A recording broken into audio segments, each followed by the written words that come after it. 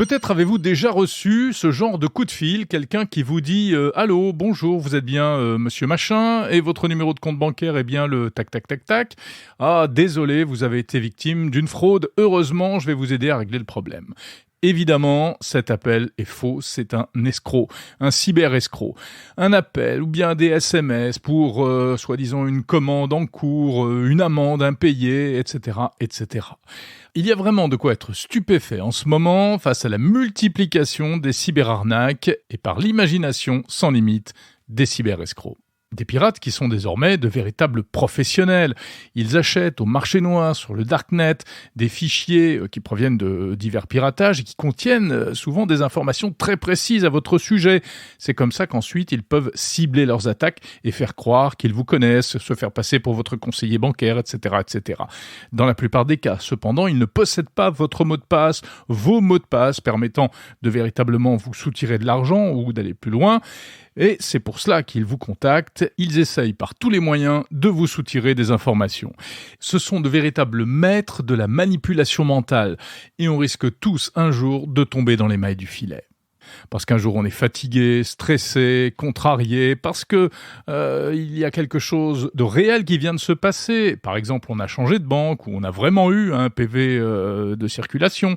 Alors face à tout ça, il faut vraiment être de plus en plus prudent. Mais c'est plus facile à dire qu'à faire.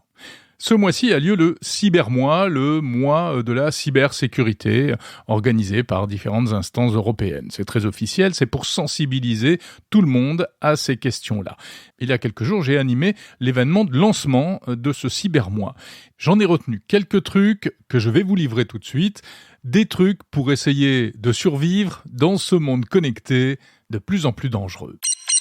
Règle numéro 1, ne divulguez jamais d'informations sensibles comme un code secret ou un mot de passe à quelqu'un qui vous le demande par téléphone, par mail, par SMS ou via les réseaux sociaux. Même si vous avez l'impression que c'est quelqu'un qui est fiable. La plupart du temps, c'est un escroc. Même votre banque n'a pas à connaître votre code secret de carte bancaire. Deuxièmement, ne cliquez jamais sur un lien si vous recevez un message. Mais allez vous-même sur le site vers lequel on veut vous emmener. Par exemple, votre banque ou bien la poste ou autre, s'il s'agit d'une livraison, la CAF, le site Antaï pour le paiement des amendes, etc.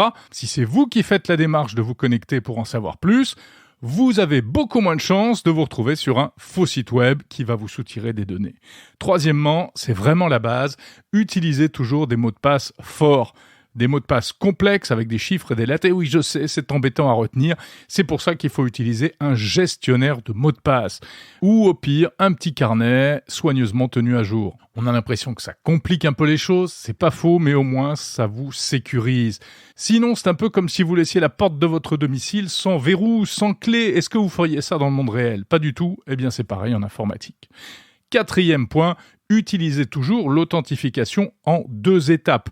Vous savez, l'envoi d'une notification sur mobile en plus du mot de passe, dès lors qu'il s'agit d'un compte important, comme par exemple un compte bancaire, ou même pour votre compte mail. Comme ça, à chaque fois que vous allez essayer de vous connecter, par exemple sur un autre ordinateur, on vous demandera de vous authentifier. C'est casse-pied, mais c'est vraiment une sécurité indispensable.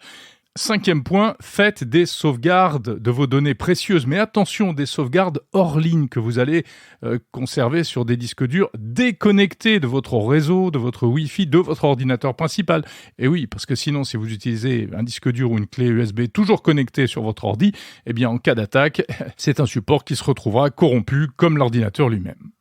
Bon, impossible de lister tous les cas de figure et tous les scénarios de cyberattaque. Il y en a de nouveaux quasiment tous les jours. Ce qu'il faut retenir, c'est que on n'est plus à l'époque où on courait simplement le risque de faire entrer un virus sur son ordinateur. Aujourd'hui, les pirates viennent taper à votre porte. Ils vous appellent au téléphone.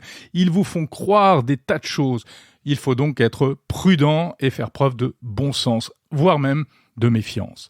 Si malheureusement vous avez un problème, par exemple un rançongiciel qui bloque votre ordinateur, surtout, n'éteignez pas votre ordi, car ça permettra de conserver des traces et peut-être un mince espoir de récupérer des données.